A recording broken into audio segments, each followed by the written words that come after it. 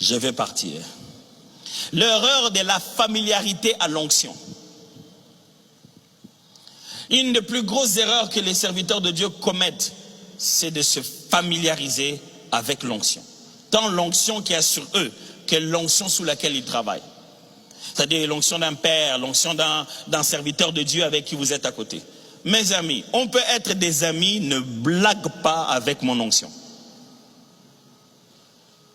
Mes amis, tu peux devenir très proche d'un homme de Dieu, d'un serviteur de Dieu, d'un père, mais ne blague pas avec son onction.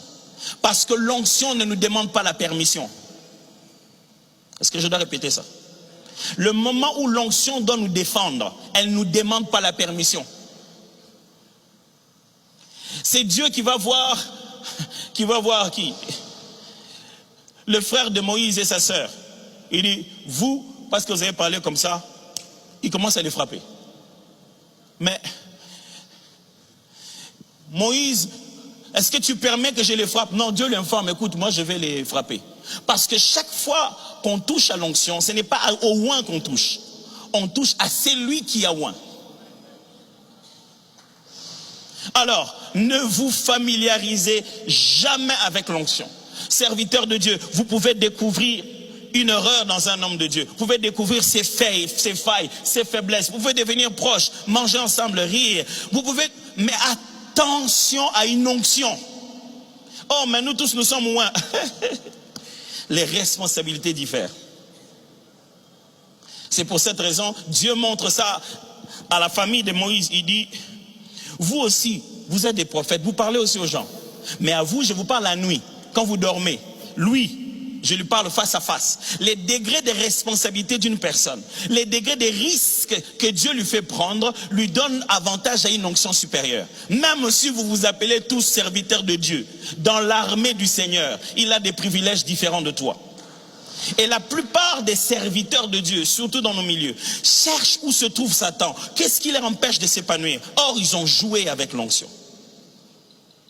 Il n'y a rien de plus subtil qui peut paralyser ton appel, comme une punition divine. Parce que tu ne sais pas quel diable chasser. Dieu a commencé à être contre toi et tu ne t'en rends même pas compte. Frère, ne blaguez ni avec l'onction qui est sur vous, en vous disant que non, mais dans tous les cas, je sais, bon, je n'ai pas eu le temps vraiment de préparer ça, mais le Seigneur, il m'a utilisé puissamment. Hé frère, l'onction n'est pas faite que pour faire des compensations. Le rôle premier de l'onction, ce n'est pas la compensation. Ce n'est pas juste parce que tu n'as pas assez prié, parce que tu n'as pas assez lu la Bible. Alors Dieu t'a quand même utilisé. Et si tu pouvais remplir normalement ta responsabilité, tu découvrais que cette onction-là est plus qu'une simple compensation. Fais ta part et tu te rendras compte que ce n'est pas pour juste tes faiblesses que Dieu t'a oint.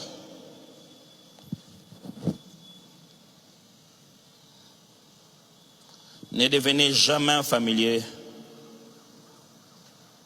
avec l'onction. Les minutes sont passées, j'aimerais finir avec ça. L'erreur du paradigme biaisé. L'erreur du paradigme biaisé.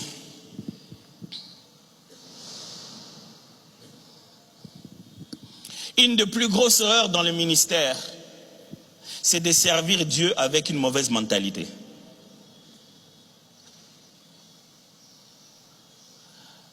Ta mentalité est comme un vase, c'est comme une outre. On peut y placer dedans un vin nouveau et pouf, c'est incompatible. Écoutez-moi frère, lorsque vous êtes un visionnaire et que Dieu vous a appelé à quelque chose, le sens même de votre vision dépend de votre capacité à comprendre qui vous êtes. Des fois, vous croyez que vous avez bien vu ce que Dieu veut que vous puissiez faire. C'est simplement parce que vous ne savez pas très bien qui vous êtes. C'est demain que vous découvrez d'autres potentiels en vous, vous vous rendez compte que ça fait partie de votre mission. Au début, vous êtes là en train de dire, non, Dieu ne nous a pas appelés à commencer à chasser des démons. Les gens commencent à tomber devant tout le monde. C'est parce que tu ne chasses pas encore.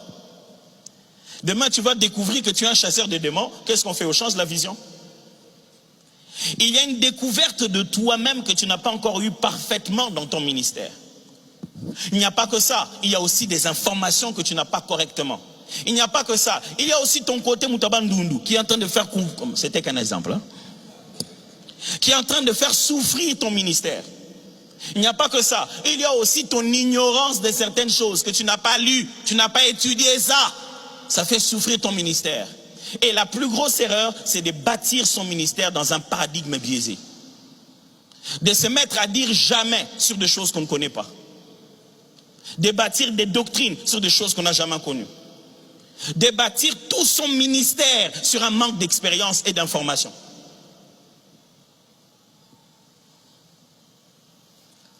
Gardez toujours de la dynamique à votre appel.